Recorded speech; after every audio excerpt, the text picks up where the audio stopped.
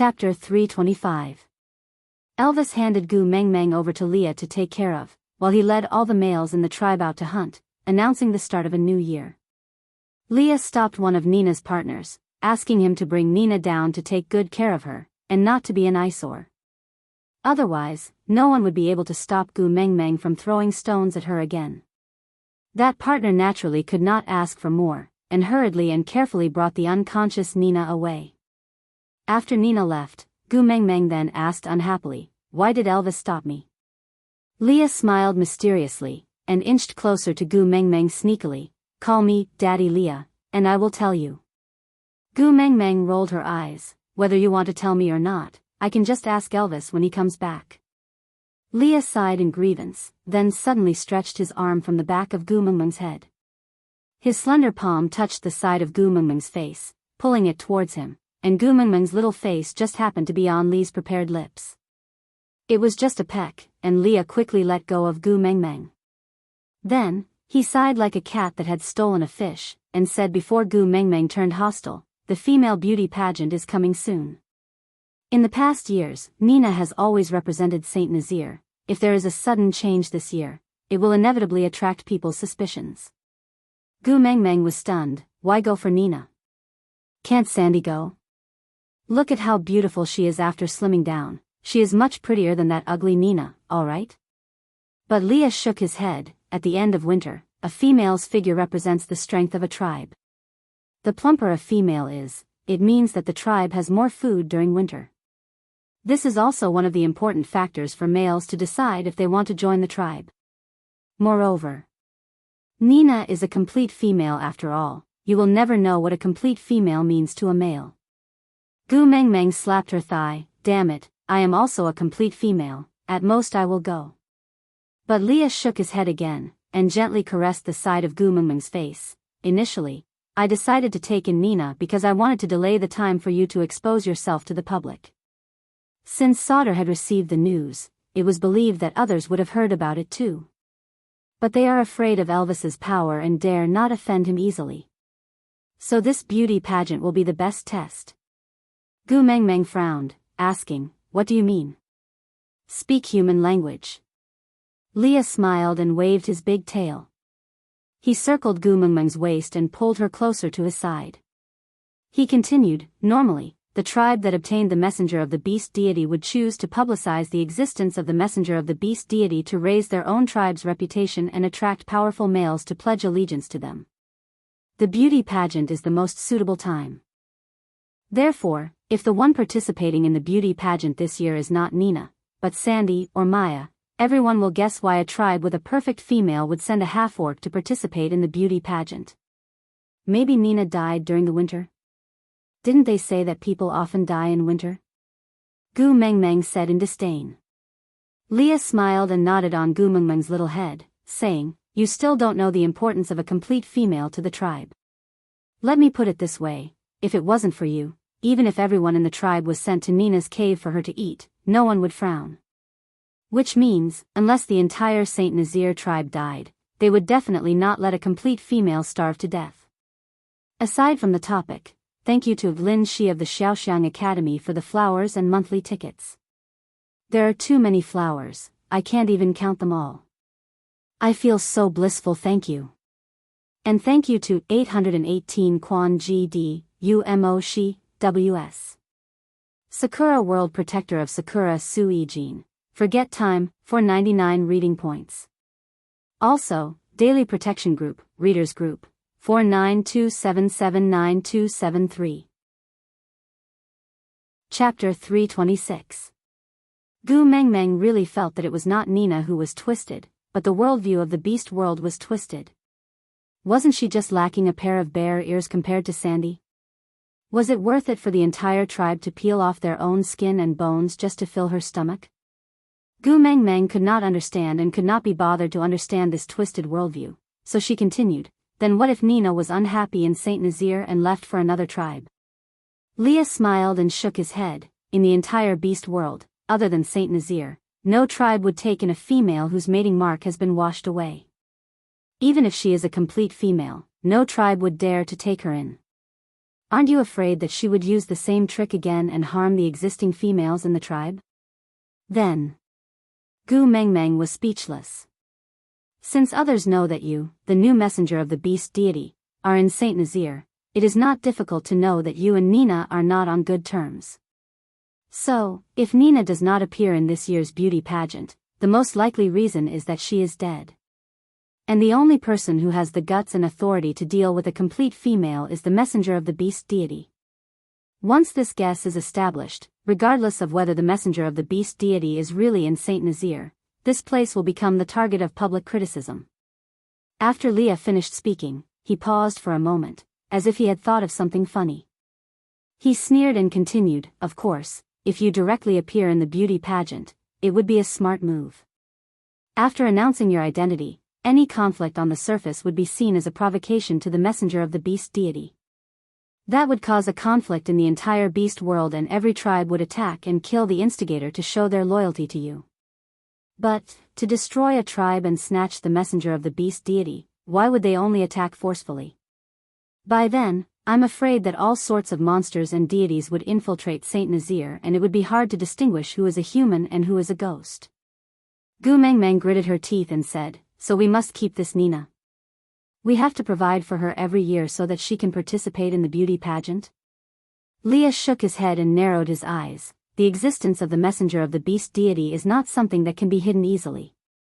After this year's beauty pageant, Nina would be useless. Gu Mengmeng sighed and said, "So Elvis stopped me today because I still need Nina to participate in that beauty pageant, right?" Leah shook his head again. "How is that possible? If he could mistreat you for the sake of the bigger picture, he would have secretly summoned the leaders of the other tribes before winter and chosen a suitable person from their families to mate with you so as to form an alliance and rapidly expand the territory of Saint Nazir. If that's the case, I'm afraid Saint Nazir would already be the famous Messenger's tribe in the beast world. F***CK. Gu Mengmeng suddenly felt a little scared. She almost became a prostitute in the beast world and was forced to receive customers. She patted her little chest. Luckily, Elvis was a wolf with a conscience. Then why did he stop me? Gu Mengmeng was still confused as she tilted her head and asked. Leah smiled as he leaned forward and pressed the tip of his nose against Gu Mengmeng's. He smiled ambiguously and asked, "You really don't remember anything we told you in the past?" Gu Mengmeng retreated backwards awkwardly, but unfortunately, her body was circled by Li's big tail and the space she could move was limited. She cleared her throat and pushed Li's chest away, saying, "You can talk if you want, don't stick close to me." Leah retreated back resentfully and sat properly. He looked at Gu Mengmeng sadly and said, "He stopped you because he knows you are soft-hearted and afraid of blood. He doesn't want any dirty memories to remain in your memory." Aside from the topic, thank you Xiaoxiang for reading Zishua's evaluation votes. Thank you everyone for helping me to give 5 good evaluations. Chapter 327. Gu Mengmeng placed her hands on her hips and asked, "Who told you that I'm afraid of blood?" I, Lil Miss, am very daring. Killing chickens and slaughtering geese is as easy as lifting a hand. I won't even blink." But Leah smiled, it was a rare bright smile. Looking at Gu Mengmeng, he tapped on her little nose and said, "Elvis and I still remember clearly how badly you cried on the day of your coming-of-age ceremony." Gu Mengmeng's aura instantly became like a little flame that was just lit up and had a bucket of ice water poured over it. After a sizzling sound, there was only a wisp of green smoke left. Mengmeng. Leah suddenly looked at Gu Mengmeng affectionately with a faint smile. His expression was serious, which was rare for him. After looking at Gu Mengmeng for a while, he continued, "Can't you try to rely on us occasionally? Elvis and I, we're waiting for your orders just now. If you want Nina to die, you only need to say the word. No matter if you called Elvis or me, we can do it for you. But why don't you give us a chance?" Gu Mengmeng sighed and said, "It's not appropriate to drag a man into a fight between women, right? Moreover, she's obviously not my opponent." Leah did not buy it. He tugged at the corner of Gu Mengmeng's shirt lightly and stared at his and Gu Mengmeng's overlapping shadows. He said in a low voice, I'm envious of Barit. Ah. Gu Mengmeng did not quite understand. Why did Barit get involved when talking about Nina? Li's tone was low and slow. That faint smile of his made one feel a little sad. Barit at least went up the platform of the deity's punishment for you, while I did not even have a chance to express my loyalty to you. Li suddenly raised his head and looked straight into Gu Mengmeng's eyes. His long and narrow eyes were filled with deep hesitation. He asked softly, "Is it because I'm a beast pet that you don't give me a chance?" Gu Mengmeng slapped Li's head and said, "Did you graduate from a drama queen academy? Why are you so dramatic? Why are you pretending to be a peaceful, green tea bitch? I won't be angry if you don't mention the beast pet. But you announced that you're my beast pet in front of everyone. Did you ask for my opinion? How am I going to explain this to Elvis? I just got married, and my 4 children haven't even reached 100 days old, and now I'm keeping a vixen at home? Are you kidding?" Li's mood disappeared after Gu Mengmeng's slap, so he regained his usual smile, flirtatious and flirtatious. He used his large tail to sweep Gu Mengmeng's body and softened his body in an alluring manner. He leaned into Gu Mengmeng's arms and looked up at her, saying, "Didn't you also not explain to Elvis when you were rearing rabbits in his cave? Why do you need an explanation for raising a fox now? Damn it, rabbits are not intelligent." Gu Mengmeng roared and pushed Leah. Leah took the opportunity to turn around and stand behind Gu Mengmeng, hugging her from behind. He rested his chin on Gu Mengmeng's shoulder and bit her earlobe softly. "Then why didn't you just expose me just now?" Gu Mengmeng looked at Leah. "You are the witch doctor of the tribe after all. If I humiliate you in front of everyone, how can you live in the tribe in the future? Your heart aches for me." Leah smiled. "Cut the crap. Hurry up and help me think of a way to settle this pet beast issue. I'm not acting in investiture of the gods, there's no use for a vixen. You came to the wrong recording studio. Aside from the topic, thank you to Xiaoxiang's baby, Cukebase 5A865F62, for tipping 100 points. Chapter 328. Leah shrugged his shoulders and smiled, "That's easy to solve. As long as you mate with me, I won't be a beast pet anymore." Gu Mengmeng glared at Leah with a darkened face. She repeated with her most serious expression, "I grew up accepting monogamy. I will only have one husband in this lifetime. You better give up on this idea and consider others." Leah pouted his lips and said seductively, "The second method, when do you want to try snow fox meat, scram?" Gu Mengmeng interrupted Li's words. She could not accept such a joke. Especially when she found out that this kind of thing was really happening around her, she couldn't accept it. Leah had a sense of propriety. He could tell when Gu Mengmeng was pretending to be angry and when she was really angry. Now that she was angry, he did not continue speaking. He just rubbed Gu Mengmeng's little head and coaxed her, all right, since the news of me being your beast pet has already been spread out, just treat it as me wanting to flaunt my prowess by relying on you, the messenger of the beast deity.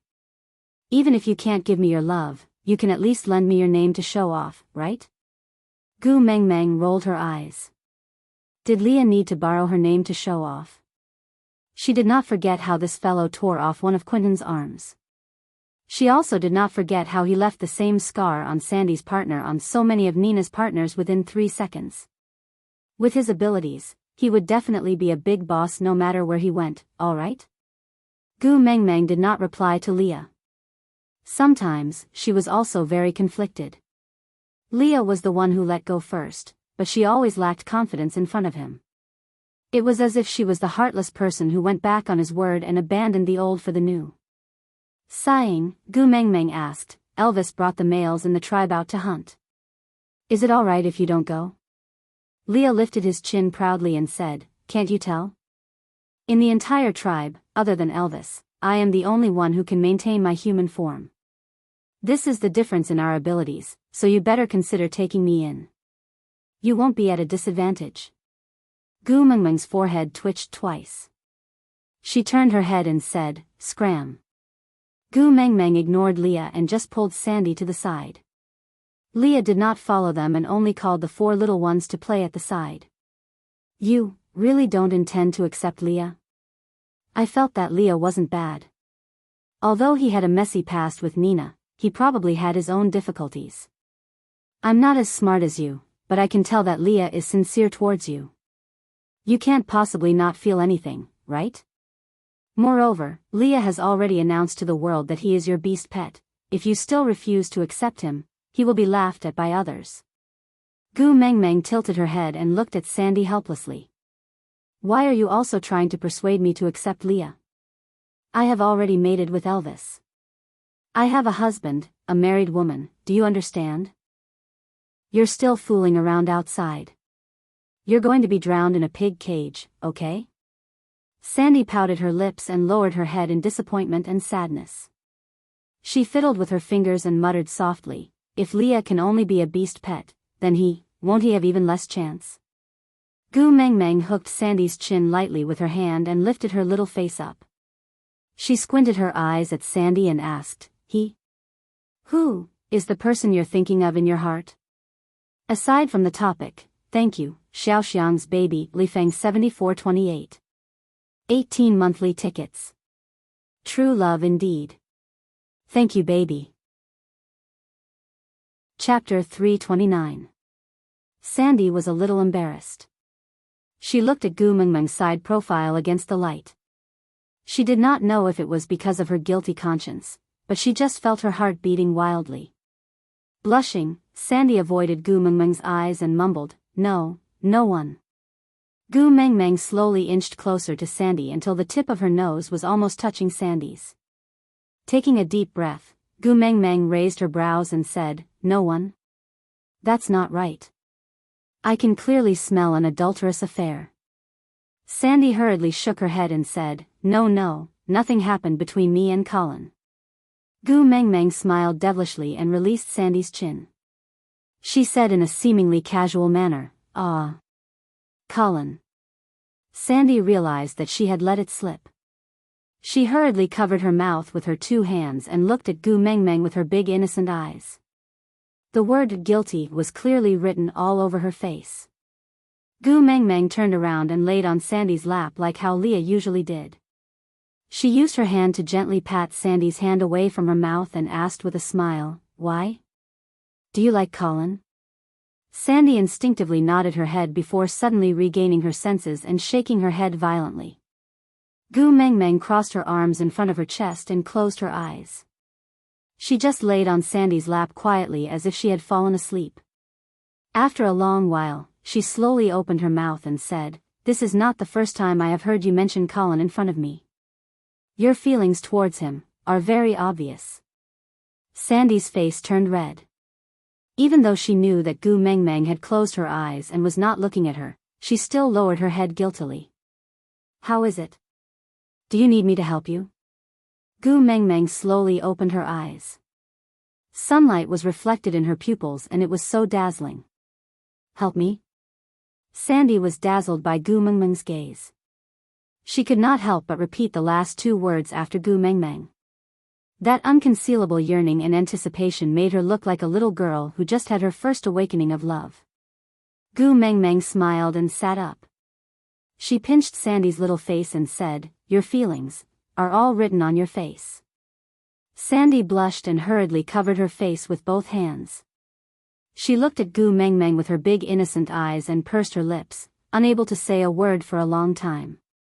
Colin is an honest man. If you like him, you have to act fast, Gu Mengmeng said. Sandy bit her lip and asked, Do you like Colin too? The person he likes is you.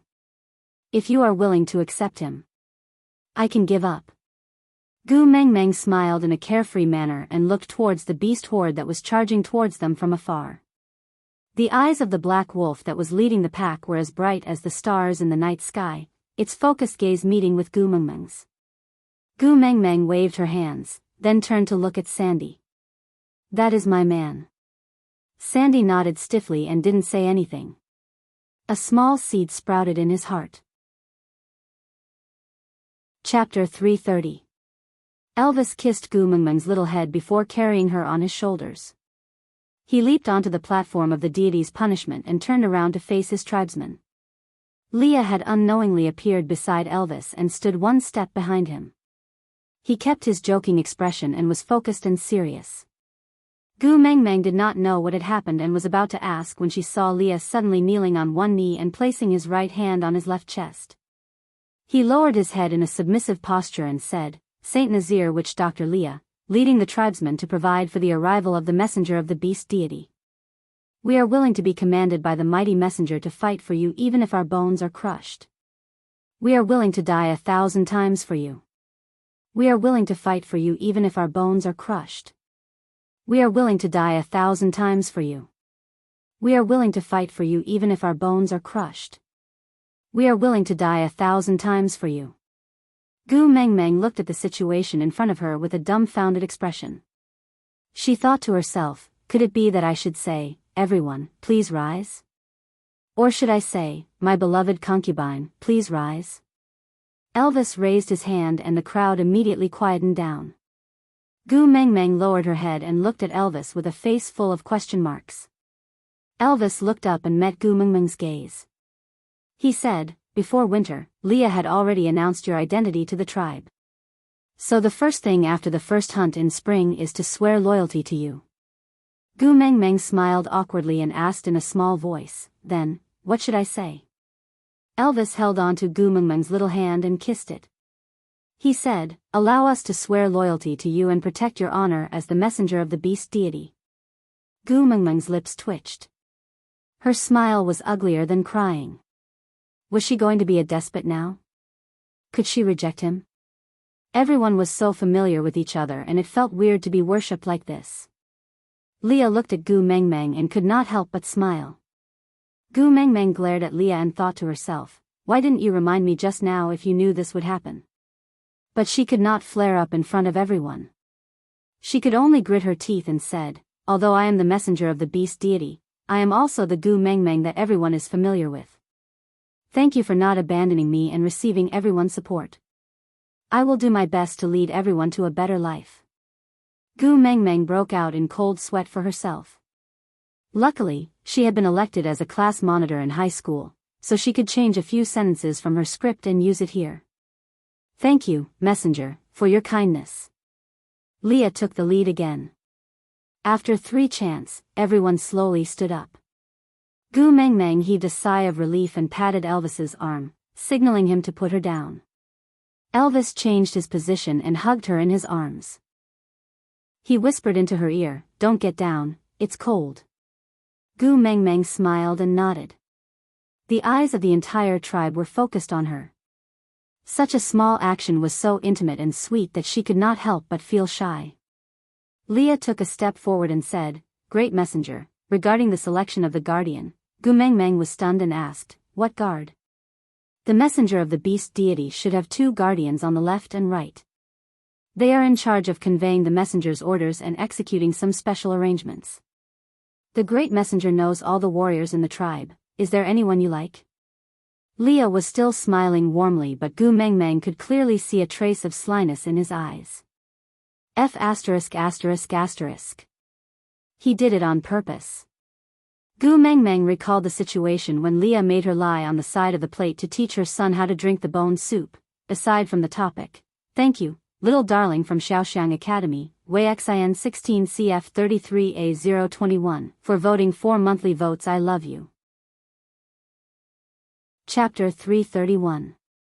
Gu Mengmeng said helplessly, "Just you and Elvis. Left guard, right guard, that's pretty good." But Leah shook his head and said with a face full of regret, "Although I really want to have more opportunities and more reasons to stay by your side, but the witch doctor and tribe leader cannot be the left and right guards. This is to prevent someone from having too much power and being biased when executing the mighty messenger's orders." Gu Mengmeng's head hurt a little. Although she knew almost everyone in the tribe, she could not name many of them. Rubbing her eyebrows, Gu Mengmeng turned to look at Elvis and said, "Hubby, you make the arrangements, all right?" Elvis's heart ached a little. He did not want Gu Mengmeng to be involved in these troublesome matters, but her identity meant that these troubles were just the beginning, and he could not stop it. Kissing Gu Mengmeng's forehead, he said helplessly, "I can't interfere with matters within the scope of the divine authority." "What do you mean?" Gu Mengmeng said with a bitter face, "Speak human language." Elvis was amused by Gu Mengmeng's sullen look. Others all dreamed of becoming the messenger of the beast deity. He had seen quite a few who swindled others, but none of them could put on airs better than Gu Mengmeng, as if they could get whatever they wanted, and look down on everyone else.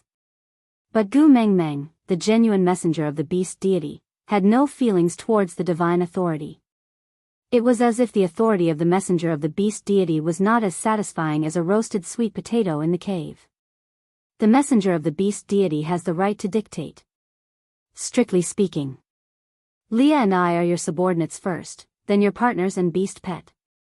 Gu Mengmeng slapped Elvis's chest and said fiercely, "Why are you talking about beast pet too? Can you not mention this anymore?" Elvis nodded and said, "Yes, my mighty messenger." Gu Mengmeng was a little impatient with this bureaucratic idea, so she pointed at Sandy and said, "Then Sandy and Maya, let them be my guards. They can help me coax my sons when they are free, that's pretty good." Leah whispered into Gu Mengmeng's ear, "The guards must be males, because they have to become the messenger's claws and fangs, as well as her shield and armor. Sandy and Maya are too weak. They'll be killed." Gu Mengmeng swung her arms in annoyance and looked at Leah. "I can't do this and I can't do that. Why don't you give me a few candidates?"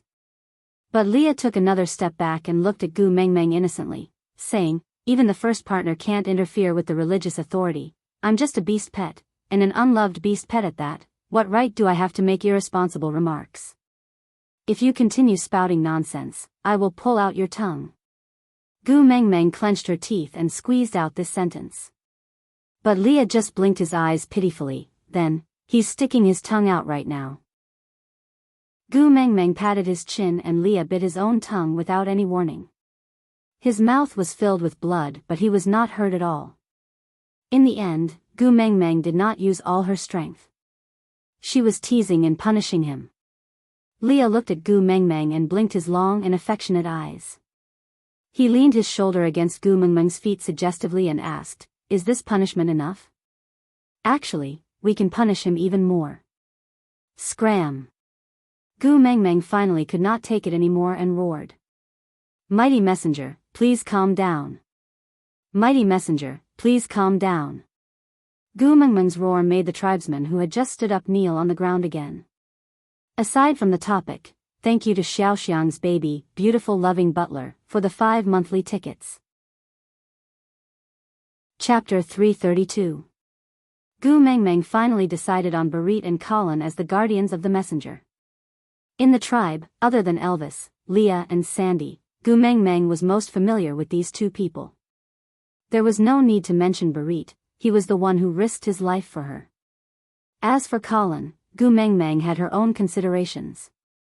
After Barit and Colin received their positions, they stood out from the beast horde and jumped onto the platform of the deity's punishment to stand behind Gu Mengmeng. Just like that, the newest core leader of Saint Nazir stood on the platform of the deity's punishment. The noon sun was bright and the snow that had yet to melt reflected the light. The crystal-clear snow water that had already melted flowed along the ditches in the snow, becoming the most sacred song of that year. Gu Mengmeng wore a red firefox fur coat and was carried in Elvis's arms. Leah, dressed in a witch doctor's attire, stood on Gu Mengmeng's left side. The burly and dignified Barit and Colin stood on the outside of Elvis and Leah without a smile. The 5 of them stood at the highest position in Saint Nazir, the sun behind them giving them a dazzling halo. The 4 cubs did not know what was happening at the moment and chased and giggled beside their parents' feet without a care in the world, adding a lot of vitality to this solemn scene. That day, everyone in Saint Nazir said that they witnessed hope with their own eyes. After coming down from the platform of the deity's punishment, Gu Mengmeng asked Leah, "Didn't you say you wanted to introduce Ian to the tribesmen? Why didn't you mention this just now?" Leah made a shush gesture and said, "Let's talk about it at my place." Gu Mengmeng understood that Leah meant that he had other plans and she could not expose him, so she turned to look at Elvis and changed the topic. "How were the results of your first hunt?" Elvis held Gu Mengmeng's little hand and said, "With the protection of the messenger of the beast deity, I naturally gained a lot." Gu Mengmeng smiled and cupped Elvis's face, asking, "Then, are you full?" Elvis was stunned, "So? Xiao Meng knew that he did not have enough to eat during winter. That was why she cooked more and more with each meal, then willfully said that she did not want to eat any more and let him finish the excess food. Elvis's heart warmed and he nodded with a smile. I'm very full. Gu Mengmeng smiled in satisfaction, then asked again, then what should we do next? Elvis looked at Leah and Leah replied, the tribe leader has brought back the first prey of the year. Normally, it should be offered as a sacrifice to the beast deity. But since the great emissary is here, I shall offer it to the great emissary. Gu Mengmeng rolled her eyes at Leah and said, can't you speak properly? Lord Emissary, is it fun? Great messenger, it was quite fun. Leah grinned and replied. Gu Mengmeng gritted her teeth and said, the great messenger now orders all of you not to call me the great messenger. Just call me Gu Mengmeng like before. With that, Gu Mengmeng turned around, cupped Elvis's face and smiled, call me your wife. Elvis's gaze was as blue as the heavens, filled with endless deep emotions. His voice was as low and charming as a cello as he replied, yes, my queen. Gu Mengmeng was still a little embarrassed to say the honeyed words in front of everyone.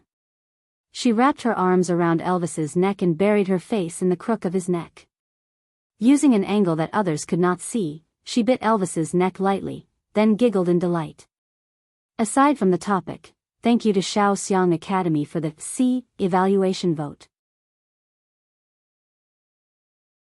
Chapter 333. Gu Mengmeng and the rest returned to Elvis's cave directly. Previously, discussions were done in the witch doctor's cave, but now that the Eagle Owl tribe was staying in Li's cave, it was not convenient to go over. Moreover, with the messenger of the beast deity, the witch doctor was no longer the closest to the beast deity in the tribe, so naturally, the messenger's residence was the best place to discuss. Barit and Colin stood outside the cave, looking as solemn as door deities. Even if Gu Mengmeng could not feel it, she knew that they were releasing their beast pressure. The beast pressure of level 2 orcs was not low, but it was not high either. The deterrent effect of their beast pressure was actually limited, but everyone's beast pressure was different. Both of them were now the emissary's guardians, so the purpose of their beast pressure was to tell the people who approached, the emissary is discussing something, and no one is allowed to approach. Gu Mengmeng smiled helplessly, patting their shoulders, relax, don't be so nervous. This is Elvis's territory, even if you don't stand there so dutifully, no one would dare to come here to eavesdrop. Barit and Colin looked at each other, then at Elvis. Elvis nodded, indicating that they should go and take care of Gu Mengmeng. No one would dare to go near the residence of a 4th-level orc, even if they did, they would not be able to hide from his senses. Yes, mighty messenger. Barit and Colin replied in unison. Gu Mengmeng's lips twitched, asking, are you two going to treat me like this too? Yes, I became the messenger of the beast deity, but I did not do anything to let you two down, right? Are you going to distance yourself from me like this? Barit did not say a word, but Colin scratched his head innocently, saying, yeah, actually it's not distance. It's just that we don't know how to interact with you at the moment. After all, it's our first time being a guard, we don't know what to do. Gu Mengmeng burst out laughing, pointing at her own nose, saying, it's also my first time being the messenger of the beast deity, we don't have much experience, so let's not laugh at each other. The main reason why I chose you two to be my guards is because you two are my friends, so I can trust my back to you two. But if you two handle this impartially and draw a clear line between us, I will be very sad. I don't want to lose my friends just because I became the messenger of the beast deity. He recalled that night when everyone was eating the delicacies cooked by Gu Mengmeng. That day, Oakley asked Gu Mengmeng why she didn't use the method of storing food to unify the beast world. Gu Mengmeng said that standing at the peak would make one a loner, without any kin or friends. Colin frowned and asked in all seriousness, then, if I still call you Gu Mengmeng, will others think that your guards don't respect you, so they will also look down on you and act as they please? Gu Mengmeng's expression turned serious. But Gu Mengmeng laughed and asked back, if the other party respects the title of a messenger of the beast deity, then I don't need this kind of respect. If they respect me, Gu Mengmeng, then even if I call them Zhang San, Li Si, Wang Ermatzi, they will still respect me. Besides, as Gu Mengmeng said, she leaned into Elvis's arms and said, if you dare to be so presumptuous in front of me, you have to ask my husband for permission first. Elvis smiled faintly. He liked it when she used her power to bully others, especially when she used his power. Aside from the topic, thank you to the little darling from Xiaoxiang Academy, little girl who loves reading novels, for the flowers and tickets, and thank you to the little darling from QQ Reading, Red Sandalwood Fragrance, for the 399 reading points. Chapter 334. Gu Mengmeng used the ready-made ingredients at home to cook a huge hot pot. After Leah fed the bone soup to the 4 little ones, they fell asleep like little pigs after an entire morning of wild activities. The 5 adults surrounded the hot pot and chatted while eating.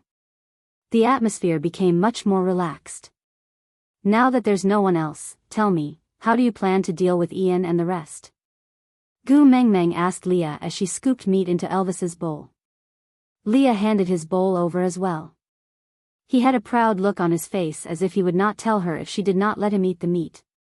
Gu Mengmeng could not be bothered to argue with him, so she scooped a big bowl of meat for him. Leah ate 2 mouthfuls in satisfaction before continuing, I have a premonition that even if we send Nina to participate in this year's beauty pageant as usual, Sauter will not just leave us alone. They would definitely send more people to investigate the situation. So, I plan to hide Ian and the rest first and use them as a secret force for the messenger of the beast deity. Gu Mengmeng tilted her head and said, would have forgotten if you didn't mention it. Didn't Dumbo already verify my identity previously? The people in Sauter should have already known by now, right? Leah smiled faintly and said, Dumbo's life is not good. He fell into winter before even descending the mountains. I'm afraid he did not make it back alive to deliver the message. Otherwise, the people in Sauter would have rushed here long ago. Gu Mengmeng thought about it and agreed. Sauter was a snow fox tribe and Leah could walk in the snow. If Dumbo's message had really been sent out, he should have arrived long ago. Gu Mengmeng nodded and said, do you think they will send another messenger over? Leah shook his head and said, no. Huh? Gu Mengmeng looked at Leah in confusion. Leah continued, if the first messenger did not return, Sauter will be on guard. This time, they will definitely not come with great fanfare to ask for the people. Instead, they will use some underhanded methods. The people from the Snow Fox tribe are used to using such underhanded methods. Gu Mengmeng patted Li's shoulder and said in a serious tone, Big brother, don't forget that you are also from the Snow Fox tribe. But Li's smile dimmed for a moment. Then, he regained his amorous smile. No, I am no longer a member of the Snow Fox clan. I am yours. Gu Mengmeng believed that she did not see wrongly. Thinking back to what Dumbo had said previously, her heart skipped a beat. She felt a little embarrassed and did not expose him. Instead, she changed the topic, then how do you plan to deal with it? Leah chuckled and hooked Gu Mengmeng's chin with his hand, saying, as long as my mighty messenger promises me not to leave the tribe under any circumstances and must bring Elvis and me along when she leaves, then all of Sauter's little tricks will become useless. Why do I need to deal with them? Gu Mengmeng slapped Li's hand away and said, just say what you want to say, don't keep touching me. Leah sighed. He hugged his large tail and touched it. He muttered to himself, sigh, back then when you touched my body all over, I let you do as you please. Now you don't even allow me to touch your chin. Sigh, humans are so fickle. Gu Mengmeng really had the urge to bite Leah to death. Damn, couldn't people who had already broken up have some integrity? Was there any meaning in bringing up what happened in the past? Gu Mengmeng glared at Leah and ignored him. She turned around and went deeper into the cave to get some meat. After Gu Mengmeng left, Elvis looked at Leah and said faintly, why do you have to pretend to be indifferent? You must be very anxious about facing Sauter, right? If you are willing to say it, Xiao Meng. Leah kept his joking face and heaved a long sigh of relief. He forced a smile and said, I want to be her pillar of support and not her burden. Elvis, at least you should understand me. Aside from the topic, thank you to Xiaoxiang Academy's baby, Wext 1018 for your vote. Chapter 335. When the four little fellows woke up, it was already evening. The 5-person meeting had already ended and Gu Mengmeng was sitting beside Elvis, looking at Colin with a sneaky smile. Colin had goosebumps from her smile. He scratched the back of his head and asked, Gu Mengmeng, what's wrong? Why do you keep smiling at me? Gu Mengmeng rubbed her chin and asked, Colin, what do you think of my Sandy? Colin was taken aback by Gu Mengmeng's random question. He thought for a while and said, why is Sandy yours? Isn't she from the Bode family? Gu Mengmeng slapped her thigh and said, she's mine. Oh. Colin was shocked by Gu Mengmeng. He shrunk his neck and did not dare to ask further. He just turned to look at Barit helplessly. Barit, however, turned his head and pretended not to see anything. He had no intention of helping him at all. Gu Mengmeng patted Colin and said, I'm asking you a question. What are you looking around for? Answer me, what do you think of my Sandy? Colin thought about it seriously and answered, gluttonous, sleepy and soft-tempered. Gu Mengmeng hissed and said unhappily, do you mean that my Sandy doesn't have any good points? Colin felt a strong sense of danger. He blinked his eyes and did not dare to say anything. Gu Mengmeng continued, being able to eat is a blessing. Do you understand? Yes, yes, yes. Colin nodded his head in a naive manner. Gu Mengmeng continued, sleeping more will make your skin better. This is called self-care and self-regulation by a girl. As a female, she has the responsibility to take care of her appearance to beautify the world. Think about it, when a male goes out to hunt and returns home to see his beautiful wife, isn't that a joyous thing? Would you rather see a beautiful Sandy or a necklace Nina when you return home? Colin fell into Gu Mengmeng's trap. It was a choice of A or B and his choice was not C or give up. If it was Leah or Oakley, they would definitely ask, why do I have to see both of them when I return home and not Maya or you? But Colin's brain, of course Sandy is better. Right. Gu Mengmeng had a look of approval on her face. She stretched out her arm and placed it on Colin's shoulder, as if they were good brothers. She continued, think about it again, Sandy's character is a little soft, but don't you think that having a soft body is an advantage? Could it be that you have the tendency to fight and you like Nina's temperament of flipping out at any time and eating people at the slightest disagreement? Colin shook his head. His movement was so big that wind entered his mouth. Gu Mengmeng patted Colin's shoulder and said, that's right, then tell me, is my Sandy a good female? Colin nodded in agreement. Gu Mengmeng asked again, then why didn't you pursue such a good female? Don't you think you are stupid? Colin nodded subconsciously. After nodding for a long time, he suddenly realized something and began to shake his head. Sandy is my sister. You can't pursue her. Gu Mengmeng was stunned, what the heck? Forbidden love? You two, are from the same mother? Gu Mengmeng asked carefully. Colin shook his head and said, no, but we grew up together. She has always called me brother. Gu Mengmeng punched Colin's shoulder and said with a face full of sorrow and anger, you are really damn stupid. Colin was at a loss. He completely did not know what was going on. He could only blink his eyes and look at Gu Mengmeng blankly. What's wrong? Aside from the topic, thank you babies for your love, thank you for your votes and 5-star reviews. Chapter 336. Colin, I always knew you were honest, but I didn't expect you to be so honest. Gu Mengmeng said with a pitiful face, do you know that there's a phrase called childhood sweetheart in this world? Colin thought for a while, then shook his head, indicating that he did not know. Riding a bamboo horse, circling the bed to play with plums. Living together for 1,000 miles, no grudges between the two of you. Gu Mengmeng shook her head and recited, then looked at Colin ambiguously. Colin looked back at her in a daze. The 3 words I don't understand were clearly written all over his face. Gu Mengmeng sighed and said, have you ever thought about why Sandy treats you so well? Colin looked at Gu Mengmeng and asked sincerely, why? Because she likes you. This answer almost slipped out, but Gu Mengmeng held it in. Because even if she wanted to say this, it should not come from her mouth. Moreover, as a good bestie, she had the responsibility to maintain her bad friend's advantage and status in the relationship. What the hell was with throwing herself at him? Even if Sandy liked Colin first, she must not let this fellow know. So, Gu Mengmeng turned around and sat back in Elvis's arms, smiling maliciously. Colin, I heard that Nina is going to find trouble with Sandy. Why? Colin frowned and asked. Gu Mengmeng sighed helplessly and said, didn't I beat her up again today? She doesn't dare to find trouble with me, so she went to bully Sandy. In the end, it's because Sandy doesn't have a worthy partner in her family.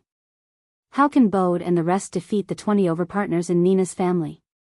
Sigh, if Sandy has a strong male in her family, she won't always be bullied by Nina, don't you think so? Colin thought for a while, then turned to look at Leah and asked carefully, Leah, how about you consider Sandy? The great messenger said that Sandy is very good. Lee's smile did not diminish, no emotions could be seen in his curved eyes. He placed his elbow on Colin's shoulder lightly and asked gently, are you looking down on me because I'm a beast pet? No, no. Colin was so scared that he broke out in cold sweat. He himself could not explain why. Leah clearly looked like he was smiling happily, but why did he feel a chill down his spine? Leah turned around and pounced towards Gu Mengmeng. Sobs, Mengmeng, you have to seek justice for me. Gu Mengmeng kicked Leah away and squinted at Colin. Colin did not notice Gu Mengmeng's expression at all. He shifted closer to Barit and hugged him in his arms, asking, Barit, what do you think of Gu Mengmeng's Sandy? Heh. Barit sneered. Colin's brain had learned to apply what he had learned on the spot. Trying to use the same trick that Gu Mengmeng had used on him just now to trick him? Did he think he was in the same situation as him? Heh, what does that mean? Look, Gu Mengmeng said Sandy has a soft body and is easy to push down, she is a good female. Barit turned around, looked at Colin and asked, since she's a good female, why don't you want her? Me? Colin pointed at his own nose in a daze, then laughed out loud and slapped Barit's shoulder. Stop fooling around, I'm her brother. Barit sighed and looked at Gu Mengmeng, then at Colin who was still smiling foolishly. He thought to himself, brother, good luck to you. Chapter 337. Colin was silent, because even though Nina bullied Sandy in the past, it was always Bode and the rest who suffered and never hurt Sandy. But now, Elvis whispered into Gu Mengmeng's ear, I remember that Nina only left a bite mark on Sandy's finger, it didn't even break the skin, right? And it seemed like Sandy beat Nina up more miserably. Gu Mengmeng poked Elvis harshly with her elbow and rolled her eyes at him. Then, she squeezed her eyes and pretended to be sorrowful. Sigh, if only I was a male. Then I would chase after Sandy and protect her with all my might. Whoever dares to bully her, I would pinch him to death. Unfortunately, I am a female. Sigh, why am I not a second-level male orc? Why is this so? Elvis looked at Gu Mengmeng in confusion, totally not understanding what was going on. He just felt that Gu Mengmeng was acting unusually today, especially her tone, it was extremely weird. Oh, if Elvis was a modern person, he would know that Gu Mengmeng was acting like a drama queen. Colin looked up abruptly and slapped his thigh, I'm going. Gu Mengmeng was overjoyed, but she still pretended to be confused and asked, You? Where are you going? Colin said, I'm going to mate with Sandy. I will protect Sandy in the future, I will pinch anyone who dares to bully her to death.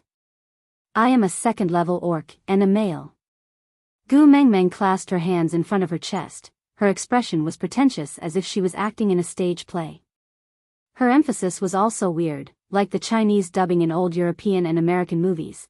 But, you are her brother, Colin made a sound, then said, because I am her brother, I cannot watch her get bullied by others. Gu Mengmeng's face twitched, what the heck? He still treated her as his own brother? Gu Mengmeng had to go all the way. She brought out the acting skills she used to act in children's dramas at the amusement park, exaggeratedly saying, no. This can't be. Colin tilted his head, asking, why? Gu Mengmeng said, because only males who love her wholeheartedly have the right to protect her. Colin remained silent for a moment, then looked up and asked Gu Mengmeng, what is love? I don't understand. Gu Mengmeng could not continue her act and heaved a sigh of relief. She transformed into a normal person and leaned into Elvis's arms, asking, if you only have one sweet potato and both you and Sandy are hungry, who is going to eat it? Give it to Sandy. Colin said without hesitation, although Sandy is a half-orc, she is also a precious female. Not to mention that there is still a sweet potato. Even if there is no sweet potato, I will eat Sandy to keep her alive. Another freaking gender difference. Gu Mengmeng asked again, if someone made Sandy cry, what would you do? That depends on who it is. Colin said, if it's a male, then strangle him. But if it's a female? Gu Mengmeng pointed at her own nose and asked, what if it's me? Colin was silent for a long time and fell into a dilemma. Then he looked up and said, then why did you bully Sandy? Gu Mengmeng smiled. Because I snatched something she liked. Colin asked again, what is that? I will find you a new one, can't you return the old one to Sandy? Gu Mengmeng stood up from Elvis's arms and walked to Colin. She used her finger to point at Colin's nose and asked, but, what if it's a human? Colin was stunned for a moment, then he drew in a cold breath and said, what? Sandy likes Elvis? Pfft. Gu Mengmeng really wanted to spit a mouthful of blood on Colin's face and drown him. Aside from the topic, Gu Mengmeng, big brother, you must have grown some snacks. Colin, I've grown some, I'm here. Look, I can even jump, it's so warm. Chapter 338. Looking at Gu Mengmeng's expression, Colin knew that he had guessed wrongly. He scratched the back of his head in embarrassment and smiled. Gu Mengmeng, what are you trying to say? Can't you just say it? I'm not as smart as Leah, I can't guess it. Gu Mengmeng smiled and said, knowing that you're not smart means that you're not hopelessly stupid. Colin tilted his head and looked at Barit, asking in a small voice, Gu Mengmeng is praising me, right? Barit sighed and nodded, replying, yes, praising you. I'm so jealous. Colin grinned and chuckled, then there's no use in being jealous, I'm smarter than you. Yeah, you're so smart. Barit turned his head and sighed. While they were fooling around, Elvis suddenly scooped Gu Mengmeng back into his arms and stood up to walk out. No one asked why, but just maintained their formation and followed him out together. Gu Mengmeng was dumbfounded, hugging Elvis's neck and asked, what's wrong? What are you going to do? Our sons are still sleeping in the cave, are you just going to leave them here? Elvis turned his head to look at the cave entrance and said, if we can't even protect ourselves, it's better to die cleanly than to live. Huh? You. Gu Mengmeng rolled up her sleeves and placed her hands on her hips. Can you protect yourself when you're not even 3 months old? Yeah. Elvis nodded. Gu Mengmeng wanted to retort but her words were stuck in her throat, she was actually speechless. After holding it in for a long time, she could not come up with a retort and could only look at Leah gloomily, asking, Leah, why don't you go back and help me look after my children for a while? Leah wagged his big tail and said, don't worry, the surroundings are filled with Elvis's scent, normal beasts would not dare to come close. As for the orcs, who would dare to steal the children of the messenger of the beast deity from the tribe leader's house? But Gu Mengmeng wanted to say something more, but she heard someone calling her name from afar. Turning back, she saw an anxious Bode. What happened? Did something happen to Sandy? Gu Mengmeng frowned. Other than Sandy, no one else could make Bode so flustered. Winter had just passed, and Bode's body was a little weak from dieting over the winter. It was still very cold, but he was sweating profusely from running. One of his hands was desperately pointing behind him. The more anxious he was, the more he couldn't speak. Hearing Gu Mengmeng's question, he nodded furiously. Gu Mengmeng said, bring me there. Let's talk while we walk. Seeing that Gu Mengmeng was willing to help, Bode heaved a sigh of relief. He anxiously transformed into a leopard and ran off. Elvis glanced at Gu Meng Meng and asked, "Do we chase after them, or return to the cave to see our sons?" Gu Meng Meng glared at Elvis and said, "Didn't you say our son is safe in the cave? Let's go and take a look first. Once we're done, we'll rush back before our son wakes up." Elvis smiled faintly and handed Gu Meng Meng over to Leah. He transformed into a wolf and stood on all fours. Leah placed Gu Meng Meng back onto Elvis's back and transformed into a white snow fox. Two streaks of light, one black and one white, chased after Bode's shadow. Barit and Colin looked at each other and also transformed into a leopard and a black bear to follow closely behind. The few of them disappeared on the spot in the blink of an eye. The wind on both sides retreated rapidly, showing that Bode was running with all his might. When everyone stopped, they had already reached the entrance of Sandy's cave. The smell of blood permeated the air. Gu Meng Meng frowned and looked at Bode, asking, "What exactly happened? Tell me quickly." Aside from the topic. Chapter 339. Nina wanted to snatch the prey of the first hunt, but Sandy stopped her. Nina then ordered her own males to attack Sandy. Sandy's males tried their best to protect her but could only let Bode bring Sandy back first. But Leah arranged Bode's intermittent beast language and told Gu Meng Meng. Taking 2 steps forward, he stood in front of Gu Meng Meng and said, "Sandy's injuries are not light. If you're afraid, wait here, I'll go in and settle it." Gu Meng Meng clenched her teeth and sneered, "Afraid? Ha, I'm afraid that Nina, that perverted pheasant, will not die a horrible death. Move aside, don't block me from looking at Sandy." Leah nodded and took half a step back to make a path. Gu Meng Meng jumped down from Elvis's body. Even if Elvis was the tribe leader, he could not simply enter another female's cave. Other than Gu Meng Meng, the only other person who could enter as he pleased was Leah the witch doctor. Gu Meng Meng walked in front while Leah followed closely behind. Elvis, Barit and Colin stood guard outside the cave. They did not speak and just stood guard quietly, each with their own thoughts. The moment Gu Meng Meng entered the cave, she saw a skinny little bear lying at the corner of the wall. There were many bloody wounds on its body and its flesh was exposed. The blood on its body flowed all over the ground and it had already coagulated, sticking its fur to the ground and making it impossible for her to move. Gu Meng Meng called out softly, "Sandy? Is that you?" Upon hearing Gu Meng Meng's call, the little bear raised its head before burying it again, as if it was sad and ashamed. Gu Meng Meng walked over and stroked Sandy's head gently, comforting her gently, "It's all right, don't be afraid. Leah is already here, he can definitely heal you. Moreover, am I not the messenger of the beast deity? I'm very familiar with the beast deity, I'll ask him to protect you so you'll be fine, don't be afraid, ah." Sandy whimpered a few times and obediently placed her chin on Gu Meng Meng's leg without moving. Leah had already started treating Sandy's wounds. Sandy was in so much pain that she twitched, but she stubbornly kept her mouth shut and refused to cry out. Gu Meng Meng's heart ached terribly, but she could not abandon Sandy and immediately run to pinch Nina to death. She had nowhere to vent her anger, so she could only glare at Bode and vent her anger. "Sandy is already so injured. Why did you only find me so late?" Bode's heart ached too, but his treatment was not as good as Gu Meng Meng's. He could not even get closer to check on Sandy's injuries, and could only worry helplessly at the periphery. After being yelled at by Gu Meng Meng, he was like a high school student who was dragged to the disciplinary director's office by the security guards for being late.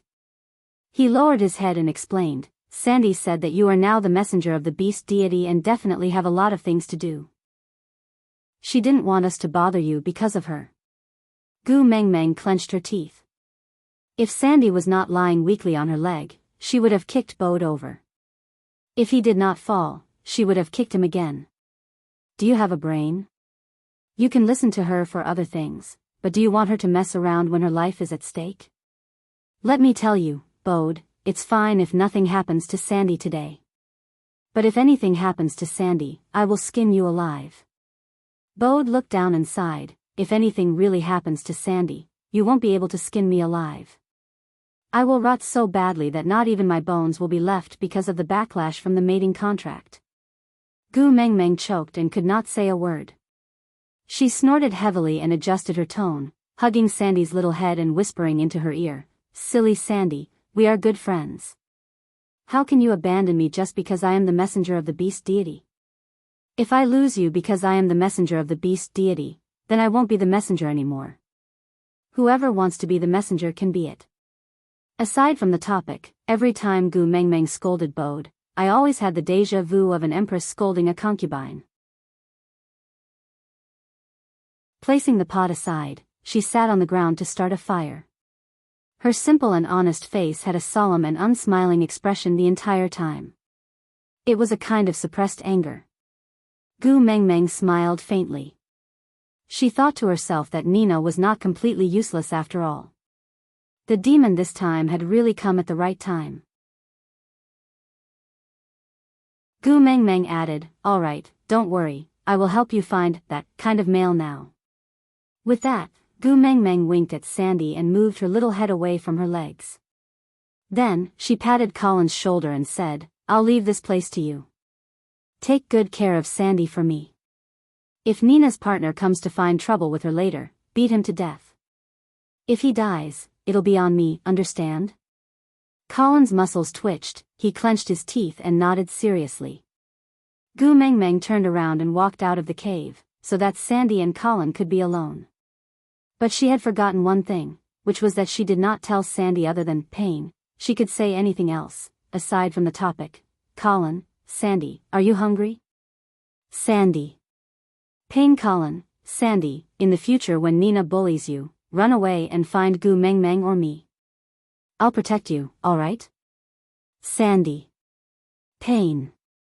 Colin, Sandy, I really like you, how about, you accept me as your partner? Sandy. Pain. Chapter 342. The moment Gu Mengmeng came out, Elvis went up to her and carried her up. He tore off the wet beast skin on her feet and placed her feet on his stomach to warm them up. "Where are we going?" Elvis asked. Gu Mengmeng laughed coldly and said, "Nina's house." Elvis frowned. He knew that Gu Mengmeng would not tolerate Sandy's injury any longer. Gu Mengmeng tilted her head and smiled at Elvis. She said, "Even if you let Nina participate in the beauty pageant, can you guarantee that she will not take the opportunity to announce my affairs to the public? Won't we be in a more passive position then? Instead of avoiding, why not take the initiative to attack? For the beauty pageant, I will participate. While everyone is here, I will announce my identity as the messenger of the beast deity. That way, at least no one will dare to create trouble openly. As for the hidden stab, even if I don't show myself, I won't be able to hide for long." Elvis nodded and did not say a word. Even though Gu Mengmeng's plan was different from what he had discussed with Leah, he believed in Gu Mengmeng and did not need any other reasons. He would do as she said. When Gu Mengmeng brought Elvis and Barit to the outside of Nina's cave, a pungent smell assaulted their nostrils and made Gu Mengmeng frown in displeasure. Before she could say anything, 7 to 8 males jumped out of the cave and blocked in front of Gu Mengmeng. Gu Mengmeng laughed coldly and said, "You think you can stop me?" The males looked at each other and one of them said, "This is Nina's territory. Without her permission, you can't enter." Gu Mengmeng looked as if she had heard the funniest joke in the world. She covered her mouth with one hand and laughed for a long time. She laughed until tears flowed out before she stopped. She glanced sideways and said, "I will enter. You can follow the rules of the beast world and treat us as invading enemies to attack. No one will stop you." The males were taken aback and took 2 steps back instead of advancing. They said, You are the messenger of the beast deity. How can you not follow the rules?" Gu Mengmeng shrugged and said, "You also know that I am the messenger of the beast deity? Then do you know that from now on, the rules of this world are set by me?" The male was so ridiculed that he was speechless. He felt that the little female in front of him was like a completely different person compared to when she taught everyone how to preserve meat before winter. Back then, she was as warm as the sun, but now, she was like the sun itself, emitting a heat that could destroy everything. Elvis did not stop and maintained his original speed as he continued walking in. A few males wanted to stop him, but Elvis gave a cold snort and emitted a strong pressure. Those males immediately laid on the ground and could not stand up. "Leave this to me," Barit said from behind Elvis. Elvis nodded, retracted his pressure and continued forward. When he reached the entrance of the cave, all of Nina's other partners had already come out. Gu Mengmeng counted, 27. "What about the other one? Are you accompanying Nina inside?" Gu Mengmeng asked with a smile. Nina's partners were stunned. They did not expect that they would be discovered so quickly. They exchanged glances with each other and decided to guard the cave entrance with all their might and wait for the 28th person to come and save Nina. However, Gu Mengmeng smiled and pulled Elvis's arm. She said, "Don't dirty your hands. Isn't Nina in the cave? Just nice, I can summon the flame demon and roast him into a beggar's chicken in the cave. It will save me a lot of trouble and also nourish my Sandy's body at the same time." Aside from the topic, yeah, today's update is over. I guess, someone is going to say that I'm stuck again? Susu expressed her helplessness. The 9,000-word update ends here. I didn't mean to be stuck. Chapter 343. Upon hearing Gu Mengmeng's words, Nina, who was originally hiding in the cave, immediately ran out. The males blocking the entrance all stood in front of her and said to Gu Mengmeng, "If you are here because of Sandy, then please punish me. After hurting a precious female, even if I have to go to the platform of the deity's punishment, I have no complaints. However, this has nothing to do with Nina. She has never hurt Sandy. Great Messenger, please don't vent your anger on her on account that Nina is a precious perfect female. I wasn't the one who injured Sandy. It's unreasonable for you to want to burn me to death. Also, didn't you want me to participate in the beauty pageant? If you burn my delicate skin, Saint Nazir won't be able to recruit any brave males then." Nina hid behind her male's back and stretched out her neck to shout. Gu Mengmeng covered her mouth and laughed lightly. She said in disdain, "The words messenger of the beast deity is not more attractive than a wild chicken like you? You're just a meat bird, yet you think you're a peacock. You." Nina wanted to retort, but when she saw Elvis's ice-cold face, she could not help but shut up in fear. His gaze drifted into the distance, and he was anxious. Why wasn't that person back yet? Don't bother. I told Colin to keep an eye on Sandy. Right now, he's fuming with rage. Unless you send your level 2 beast master, you might have a chance to fight him. But... Gu Mengmeng glanced at Nina and smiled. With your level of selfishness, you definitely won't let your strongest partner leave your side. Otherwise, who would risk their lives to hold Elvis back so that you can fight for a chance to escape when I charge over here? Nina was stunned. Nina's heart turned cold. She could not understand how Gu Mengmeng guessed that she would think of using Sandy to threaten Gu Mengmeng. Actually, it was not that Gu Mengmeng had such incredible foresight, it was just that she had seen too many palace fights, so she still had to guard against such tricks. Moreover, her real purpose of keeping Colin was for them to cultivate their relationship. Gu Mengmeng was very surprised that Nina would use such an obvious tactic that was just short of setting up a sign saying, "I'm going to kidnap Sandy." She thought that, even though Nina was dumb, she would not be so extraordinarily dumb. It seemed that she had underestimated Nina's stupidity. Gu Mengmeng patted Elvis's shoulder and asked, "How long can Nina's partners drag you out?" 1 or 2 seconds. Elvis did not know how long 1 second and 2 seconds were. He just raised his head and kissed Gu Mengmeng's little hand gently. "Close your eyes." Gu Mengmeng did not understand, so she closed her eyes.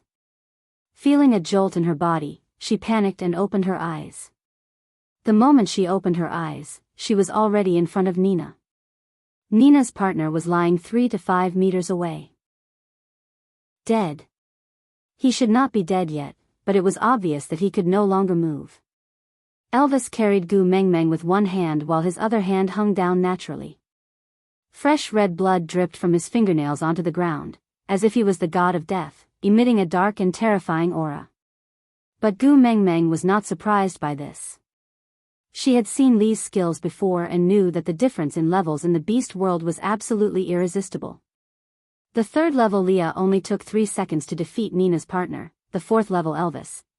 If it wasn't for Barit who was behind them, he would probably just need to release some pressure and they would all be lying on the ground, unable to get up. Out of topic, baby's January will be over in a week's time. The tickets don't need to expire. Susu is so cute. Give me the tickets. Roll on the ground and beg for love. She sneered, your neck is really too thick. Even if I use both my hands, I can't wrap my arms around it. So, let's make it simpler, how about that? Nina instantly suffocated. Her face turned red, and she couldn't make a sound. She didn't understand why Gu Mengmeng, who looked so weak, was closer to death when she was strangling her than when Elvis was strangling her neck with his big hands. Fear caused her eyes to widen and her face to look ferocious and terrifying. She used both her hands to grab around, trying to pull Gu Mengmeng down from her body. But with just one flop, before she could even touch Gu Mengmeng's clothes, both her hands were pinned to the ground on both sides of her body. Her wrists were broken and they were embedded into the depression in the ground in a weird position. Aside from the topic, are you nervous? Is it exciting? Where's the ticket? If I don't have the ticket, I will have to say, listen to the next episode. I lied to you. 5 minutes later, next update. Chapter 345. Gu Mengmeng raised her head and met Li's smiling eyes. He stretched out a clean hand towards Gu Mengmeng like a gentleman, waiting for Gu Mengmeng to pass her little hand to him. He placed the blood-stained hand behind his back and said gently, she is not worthy of dirtying your hand. Leave it to me, all right? Gu Mengmeng shook her head and looked at Leah and then at Elvis, saying, me killing her is the oracle, the mandate of the heavens. If you guys do it, you will be breaking the rules of the beast world and will have to go to the platform of the deity's punishment. Li's smile did not diminish and he said, your oracle is also the oracle and also the mandate of the heavens. Gu Mengmeng frowned but did not know what to say. You are abusing your authority, you are abusing your authority to take revenge. I am a complete female, the beloved of the beast deity. If you treat me like this, you will be punished by the beast deity. Nina seemed to be extremely afraid and started shouting incoherently.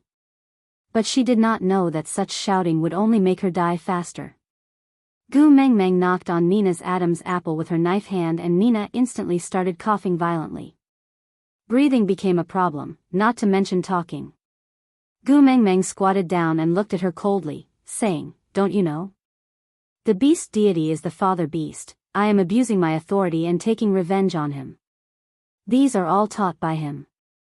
Obviously, Gu Mengmeng was spouting nonsense. However, Nina believed him. Mengmeng. Leah used his clean hand to carry Gu Mengmeng up gently and stared into her eyes, saying, can't you let me be the first person to carry out the execution according to the oracle? Gu Mengmeng looked into Li's eyes and it was as if she could see an indescribable pain and struggle in those eyes. The only outlet to vent his anger was himself. Gu Mengmeng recalled what Elvis had told her about Li's past. He came from Sauter, which was the tribe of the previous messenger of the beast deity.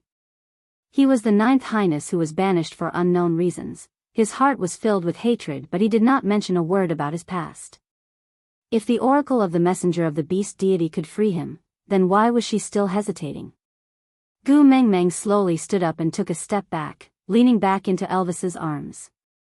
Elvis carried Gu Mengmeng up steadily and placed her on his shoulders. Gu Mengmeng lowered her head slightly and stared into Li's eyes. She reached out a hand and placed it on his forehead. As the messenger of the beast deity, I bestow upon you the right to execute and punish Nina. Leah knelt down on one knee and used his clean hand to hold up Gu Mengmeng's little foot. He brought it to his lips and kissed it gently, while his other blood-stained hand was placed on his chest, painting a dark red cinnabar on that white chest. Elvis did not let Gu Mengmeng see how Leah carried out his punishment, because she should not have to experience those unpleasant scenes. Elvis and Leah exchanged glances before leaving with Gu Mengmeng. Gu Mengmeng knew that Elvis and Leah were not willing to let her see their brutal and tyrannical side, and she also did not have any desire for violence. From the bottom of her heart, she did not really want to kill Nina herself, even though she was just a wild chicken and could transform into a human form. If she really saw her die under her orders, Gu Mengmeng would still feel guilty. So when Elvis brought her away, Gu Mengmeng did not protest and did not turn back. She only needed to wait.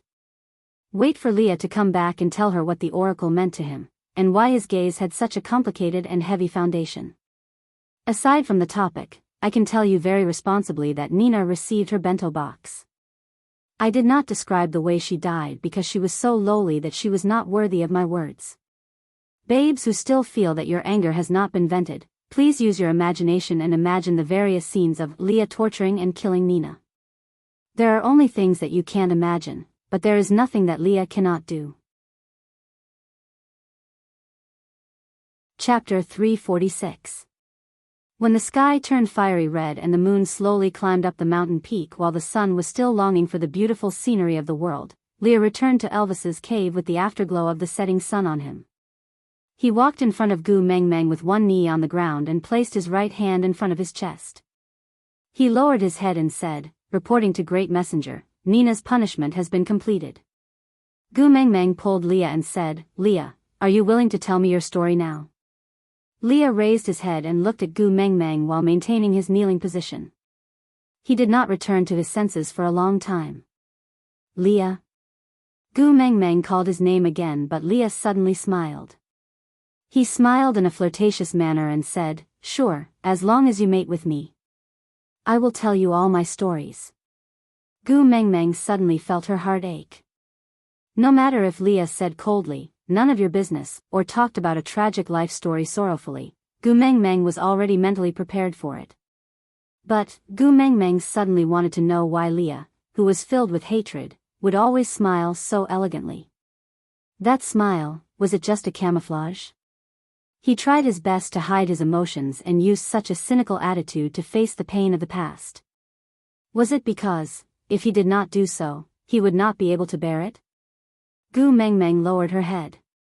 She was asking herself, if she forced Leah to tell that story, would she be able to bear the consequences? Because of her curiosity, she tore open Lee's fatal wound. So what if she saw it? What was she going to use to soothe it? What was she going to use to heal it? Sighing, Gu Mengmeng smiled and said, I won't force you if you don't want to say it.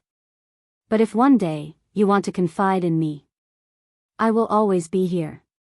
Leah was still smiling.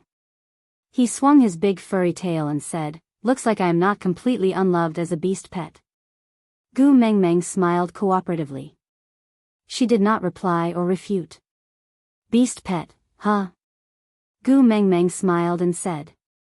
She would just treat it as a Samoyed being raised at home. One day, when Lee's inner demons were resolved, he would naturally go to search for that vast world. By then, as the messenger of the beast deity, she would not be able to keep him. With Lee's intelligence, it was too easy for him to get rid of his pet beast. At most, he could just give him a new identity like in the movies. Wasn't he the one in power now? It was still possible for him to create a new identity for Leah. However, he could only try to bluff them with his mouth. Leah stood up and took a strand of hair from each side of his ear and tied it behind his head. As he did so, he said, oh, right. When I came back from Sandy's place, Colin asked me to ask you, what kind of mail is that? Gu Mengmeng was taken aback for a moment before she smiled knowingly. That blockhead has been enlightened? Leah considered for a moment before nodding his head. Sandy is in a lot of pain. She won't say anything other than pain. Colin's heart ached so much that he said he wanted to stay by Sandy's side forever to protect her. But when he confessed to Sandy, Sandy only cried out in pain with red eyes. She cried especially miserably. Gu Mengmeng face-bombed. She thought to herself, Sandy, you and Colin are really a pair of enemies. Shaking her head helplessly, Gu Mengmeng smiled bitterly. How do you feel about Sandy's injury? Can she participate in tonight's ceremony? Leah nodded. It should be difficult for her to walk on her own. But if you want her to participate, I can ask a few males to carry her over. Aside from the topic, the disgusting fellow is gone. Next, we will be handing out candy. Say, what kind of CP do you think Sandy and Colin should be called? How about CP for disco? Huh, such an ancient name. Chapter 347. Gu Meng Meng nodded and said, "All right, find a few reliable ones and don't tear Sandy's wound open." Leah nodded and asked again, "For tonight's campfire party, is it really all right to do as you say?" Gu Meng Meng smiled slyly and said, "I am the messenger of the beast deity. When it comes to playing with fire, who could be better at it than me?" Leah also smiled and nodded in agreement. He then said, "Then I will go and arrange it." Gu Meng Meng said, "Sai, call Colin back and tell him that I want to tell him what that kind of male is."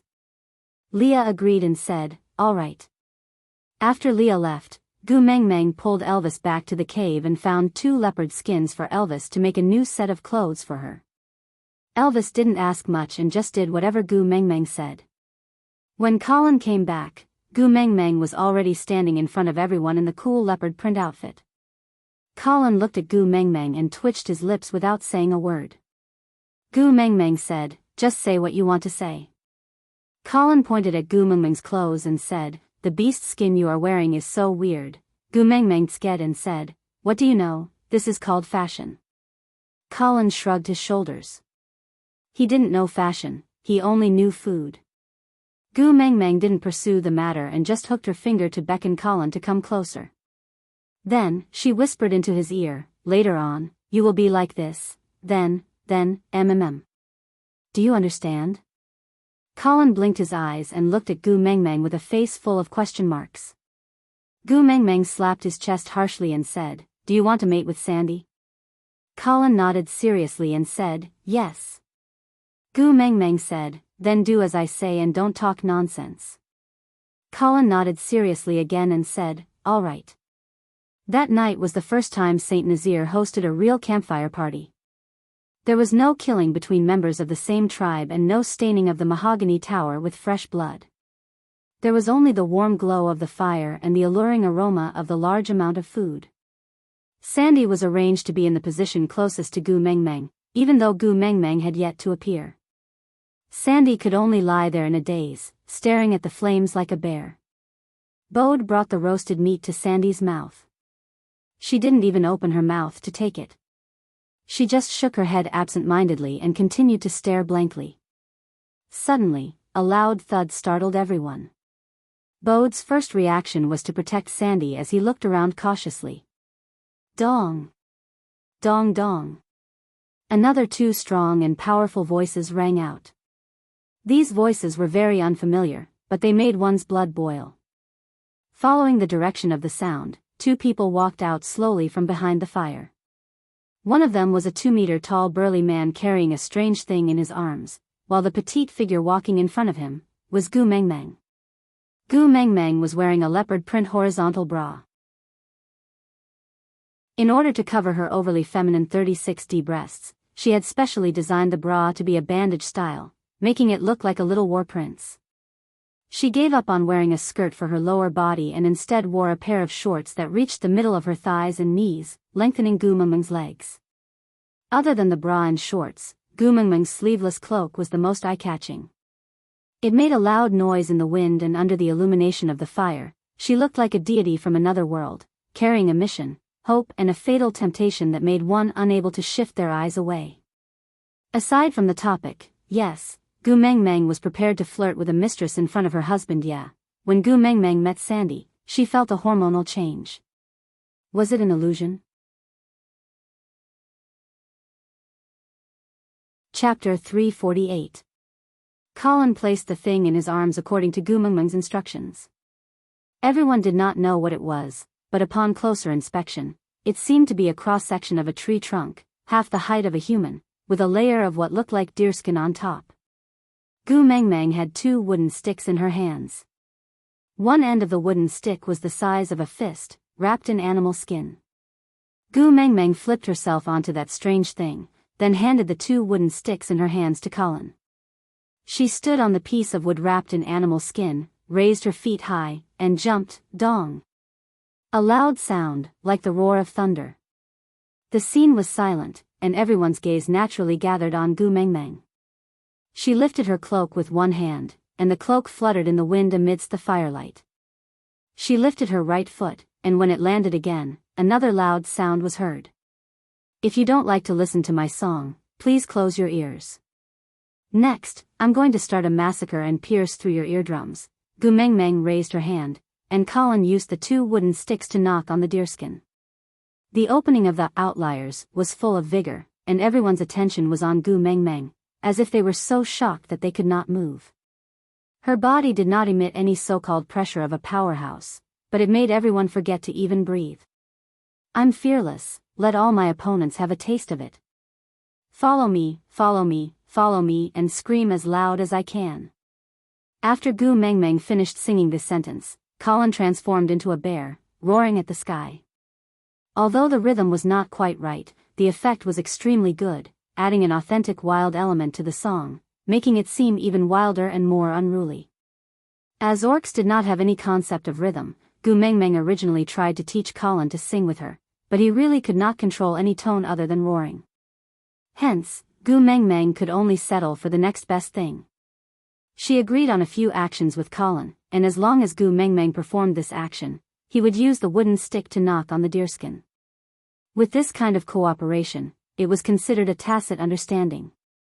When Gu Mengmeng finished singing the last sentence with all her might, the sound of tearing.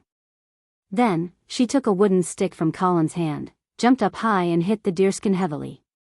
After a deafening sound, Gu Mengmeng panted heavily and sat sideways at her original spot.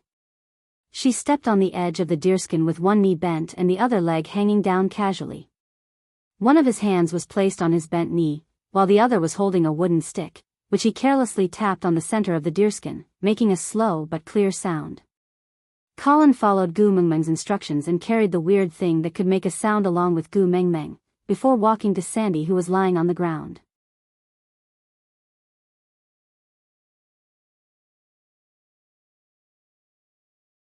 She snuggled into Elvis's arms and said, "There's a famous person from where I came from who once said, the so-called father-daughter relationship only means that your fate with him is to watch his back view disappear into the distance in this lifetime. You stand at the end of the path and watch him disappear at the corner of the path. He uses his back view to silently tell you, don't chase, don't chase. Children will eventually grow up and have their own families. One day, they will leave us and we will also grow old one day. How can we not cherish each other while we still have each other now? Don't you agree?" "Yeah." He then narrowed his eyes and said, "But today, because of Sandy, you left the 4 of them in the cave for an entire afternoon. Now, the sky is already dark." Gu Mengmeng looked at Elvis and said, "But today, for Sandy, you left the 4 of them in the cave for an entire afternoon. Aside from the topic, I'm so busy today, Sandy and Colin's wedding, I'm giving out wedding sweets in the VIP group."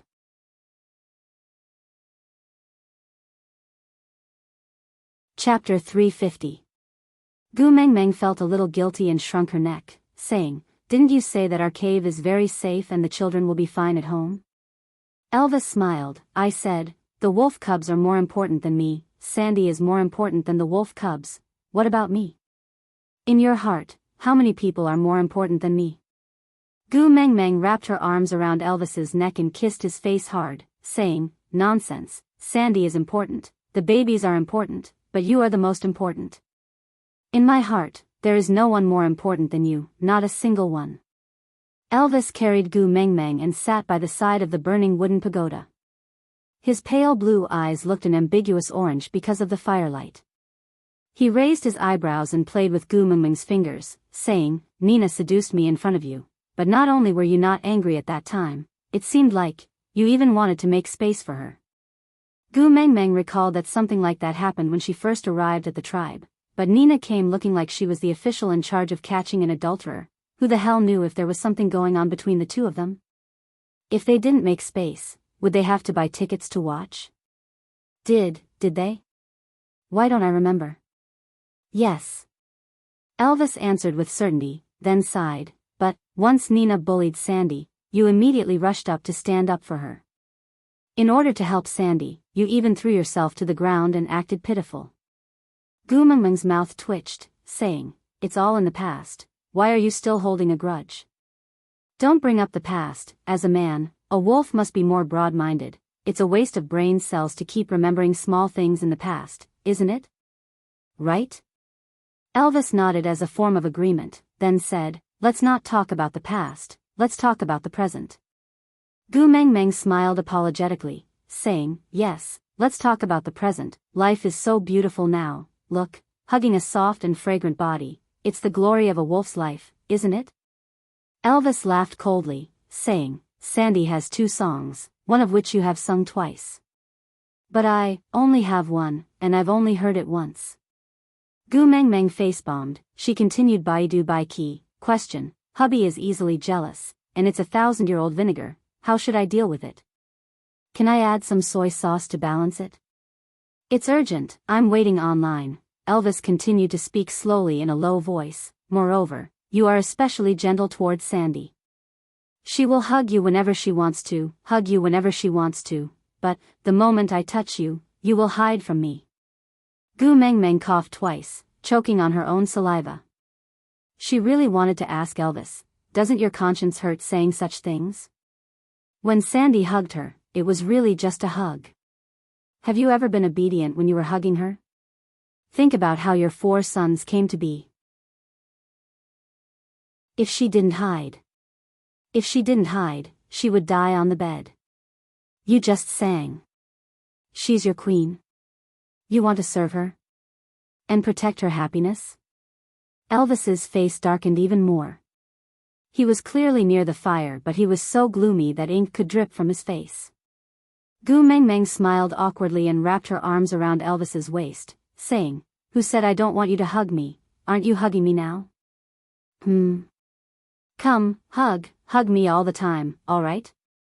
The corners of Elvis's lips moved slightly. He raised his chin and tightened his arms, encircling Gu Mengmeng. He took a deep breath and looked at Sandy, just short of writing the words, "I won," on his face. Aside from the topic, Gu Mengmeng, question, hubby is easily jealous and always fights with his best friend and son, but he keeps giving the green light to his ex-boyfriend. What should I do? It's quite urgent. Netizen question, I feel that your hubby giving the green light to your ex-boyfriend might be cheating on you. Chapter 351. Saint Nazir was in a frenzy for that night's revelry. Other than Gu Mengmeng, Colin was the most popular person. Although he only stood behind Gu Mengmeng and did some manual labor, his only line was the one where he proposed to Sandy, but it still caused a sensation. Deep in the night, Ian leaned against a tree and looked down at the revelry with an indifferent expression. Leah sat beside him and handed him a piece of roasted meat. "Do you mind if I don't let you show yourselves?" Ian didn't take the food from Leah. Instead, he fixed his gaze on the bashful figure in the leader's arms. That tiny figure had attracted everyone's attention the moment she appeared. It was as if she had a magical power that no one could resist. Is she really the messenger of the beast deity? Ian seemed to be doubtful and muttering to himself. Leah smiled. The food that allowed your tribesmen to survive the cold winter is still not enough to prove her identity? Ian didn't say anything. Why should he reply? Food, singing and fire. Retracting his gaze, Ian glanced sideways at Leah. This is the reason why you were so confident back then? Leah nodded. The birds are the ones who yearn for the beast deity the most, isn't it? The arrival of the messenger means that all the birds in the beast world will flock to her. Once her identity is known, would there be anyone who would come to seek shelter? Ian nodded. Leah was right. The tribes that soared in the sky yearned to be close to the beast deity the most. Since that's the case, why did you choose us? After all, there are only 32 of us left in our tribe. Leah smiled. His gaze landed on the little figure who was playing around in Elvis's arms. She's a little willful and is the most unstable factor in all my plans. In order to deal with her sudden whims, I need to have more bargaining chips in my hands. Only then can I ensure that nothing goes wrong and let her be willful to her heart's content.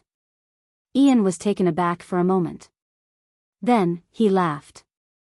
So the Snow Fox tribe also has affections. I thought you guys are different from normal orcs and would not change because of females. Snow Fox tribe? Leah savored this form of address and smiled faintly. This tale is probably the only useful thing left to me by this tribe. With that, Leah did not bother about Ian anymore. He transformed into a fox and started running in the dark. His goal was clear and distinct. Ian stood on the spot, holding the roasted meat left behind by Leah in his hands. He watched as the white figure dashed through the night sky to the side of the bonfire and shamelessly waved his large tail in front of the little female to beg for her affection. His lips curled upwards as he said, "Messenger of the beast deity." Gu Meng Meng. 3 days later, Gu Meng Meng packed her luggage and prepared to leave the beauty pageant. She had wanted to bring Sandy along to play, but Sandy's injuries had not fully recovered. Moreover, she was still a newlywed with Colin. Gu Meng Meng was too embarrassed to separate her. She just smiled and poked at the black bear mark on Sandy's chest. She reminded her to be careful and not to make too big of a move to tear open her wounds again. If Leah was not around, no one would be able to help her. Sandy blushed and twisted her body in Gu Meng Meng's arms for a long time. In the end, Colin came and carried Sandy up. He said sternly, "Gu Meng Meng has something to do. Don't pester her and waste her time." Then, he pulled Sandy away from Gu Meng Meng's side.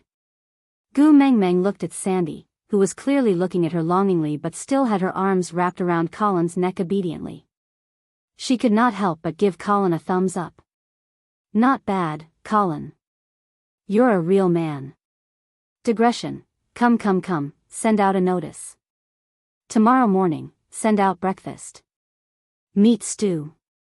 How to eat meat, readers. 4927799273. After entering the group, find the corresponding administrator to provide a screenshot of the fan points for verification.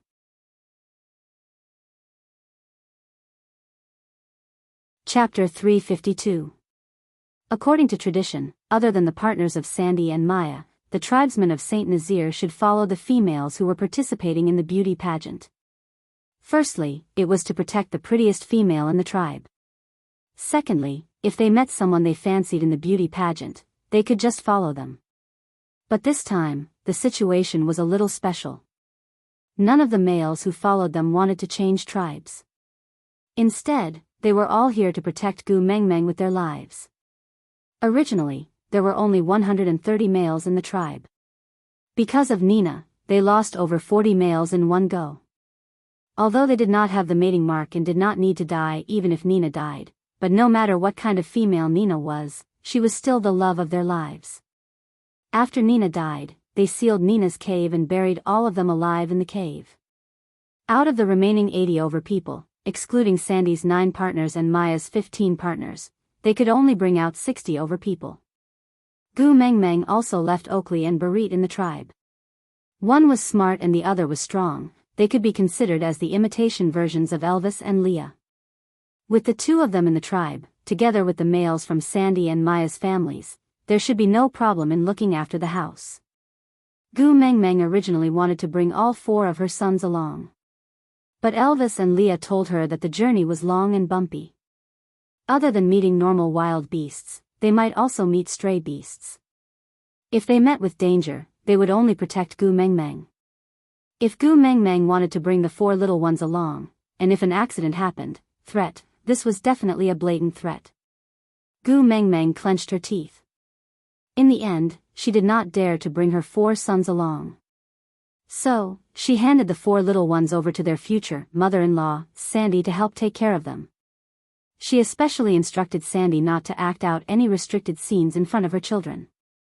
If she were to lead her sons astray, she would break off all ties with them. After a day's journey, although Gu Meng Meng was carried or hunched by Elvis like an empress dowager and did not get off the ground at all, she was still extremely tired. Nestled in Elvis's arms, Gu Meng Meng frowned and said, "Sigh, what kind of lousy beauty pageant is this? can't I not go? Why is there no internet in this broken place?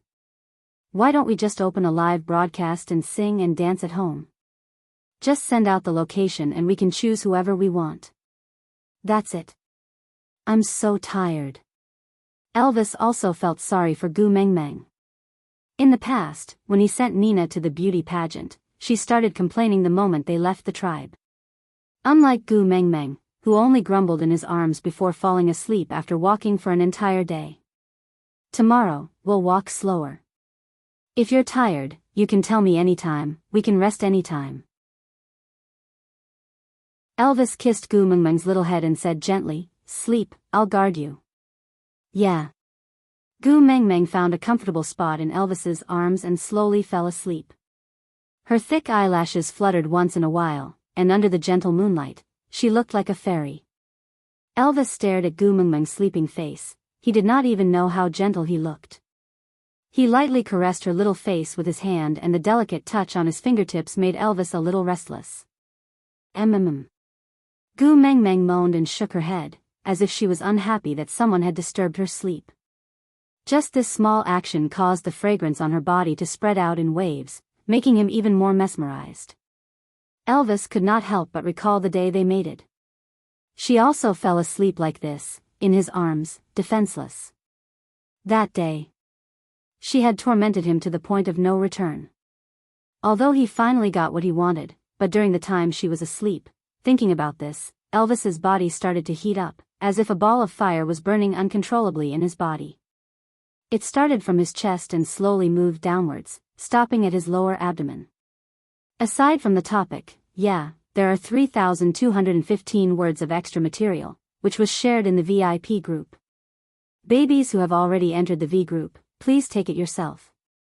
Babies who have not entered the VIP group, please join the reader group, 4927799273 to verify the fan value. Babies who have a fan value of 800 can be added into the VIP group by the administrator.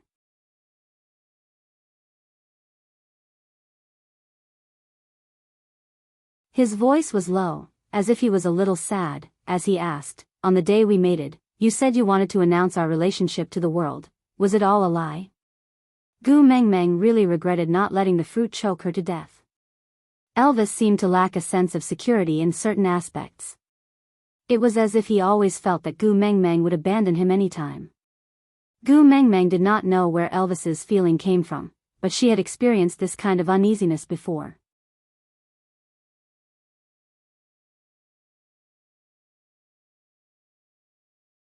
He should have already understood that between her and Elvis, there was no place for him. Not exposing him was Gu Mengmeng's last kindness to Leah. Standing up, Gu Mengmeng sat beside the fire. Her gaze drifted towards the direction where Elvis had disappeared to. She cupped her chin and waited for the silhouette of the black wolf to return. Elvis and the rest did not leave for long. It was just that when they returned, there was an uninvited guest in their group. When Gu Mengmeng stood up to welcome them, she saw half a head peeking out from behind Elvis, looking at her timidly. Moreover, there was an eyesore hand clutching tightly onto the edge of Elvis's beast-skin dress. Aside from the topic, has Meaty finished watching? If you have, remember to vote for your ticket. Without the ticket, the next meal of Meaty would be so far away. No, this is not a threat, this is, not a friendly negotiation. Chapter 355. Gu Mengmeng frowned, but before she could say anything, she heard Elvis glare at the person who was grabbing her hide dress coldly and said, I warned you before, don't touch me. I'm sorry. I'm just too scared. That person was scared out of her wits by Elvis. She hurriedly let go of her hand and took a step back, looking like she was about to cry. It was a pity that Elvis did not even look at her. Elvis heaved a heavy sigh, his face full of displeasure. Looking at his beast-skin dress that had been scratched, he was in a terrible mood. Gu Mengmeng finally saw her full appearance after the female took a step back. Her dark green hair was draped over her shoulders and she was wearing a simple hide on her upper body. It looked like it was torn and looked like it was going to fall at any moment, unable to cover her impressive fullness. Her lower body, snake? Gu Mengmeng was calculating in her heart, this pose, should she kneel down and worship 3 times, offer a joss stick and say, Goddess Nuwa, or should she stand on a rock with a gourd on her head and shout, Vixen, return my grandfather? Although the bullet screen mode had already been activated in her heart, Gu Mengmeng did not show any expression on her face. She pulled Elvis's pants in front of her and tidied up the hide that was slightly crooked because of the stranger's gentle pull. Her eyes were focused on her hands and she asked in a neutral tone, Hubby, who is she? Elvis sharply felt Gu Mengmeng's anger. Although he did not know why, he knew that Gu Mengmeng was definitely angry. Could it be that Gu Mengmeng was hungry after being out for too long? Yeah, that must be it. She would not be in a good mood once she was hungry. Thinking about this, Elvis hurriedly explained, Are you hungry? Don't worry, I have hunted a lot of prey and I have already asked Darch to handle it. You can eat it soon. This was a rule that Elvis and Leah had personally set for Gu Mengmeng. All prey was not allowed to be brought back whole. After the male hunted the prey, he had to first use his claws to cut off the better meat and store it in his hide bag. Then, he would finish off the meatless and hard-to-chew parts in the wild. After returning, he must first clean the food prepared for the female before bringing it back. He was not allowed to deal with the prey in front of the female, nor was he allowed to let the female know what the prey of the day was. However, the males would remember the meat that the females said was delicious and would find more for them in the future. Unfortunately, Elvis had misunderstood the main point. Gu Mengmeng's hand was still on Elvis's pants, but she looked up and stared at Elvis's face, asking, Let me ask you, who is she? Elvis looked back blankly at the terrified female standing not far away and said, I picked her up on the road. Gu Mengmeng laughed coldly and said, Tribe leader is really good at picking. First, you picked me, then you picked her, TSK, females aren't that valuable in the beast world, yet you've already picked 2 of them so casually. Elvis was stunned for a long while before he suddenly laughed and pulled her into his arms. He asked excitedly, Xiao Meng, are you jealous? You're jealous, aren't you? You're jealous. Gu Mengmeng felt as if someone had stepped on her tail and she exploded, Eat your head? I'm not. Elvis stiffened and sighed in disappointment. Every cell in his body was expressing his disappointment and he said in a low voice, Oh. I thought, you would also mind if other females get close to me, just like, Elvis's gaze drifted towards Leah. God knew how jealous he was of Gu Mengmeng rushing over to snatch Leah and Nina away when she knew they were going to mate. If one day, Gu Mengmeng could also be jealous because of him, how good would that be?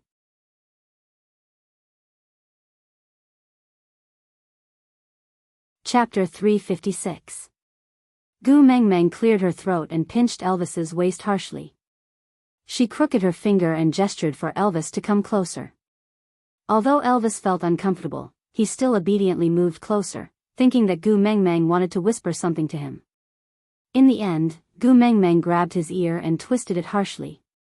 She placed one hand on her waist like a female yaksha and shouted, Yes, I am jealous, so what? Let me tell you, Elvis, if you don't tell me who she is today, see if I will let you off. Ouch ouch ouch, pain pain pain pain. Elvis laughed as he cried out in pain. He looked a little silly but was completely different from his bloodthirsty self in the forest. That female took a step forward and pulled Elvis's arm lightly, saying, This beautiful little female, you have misunderstood the great tribe leader. He just saw injustice and saved me, there is nothing between us. Gu Mengmeng let go of Elvis and grabbed the female's wrist that was pulling Elvis. She twisted it outwards and it was a simple female self-defense technique.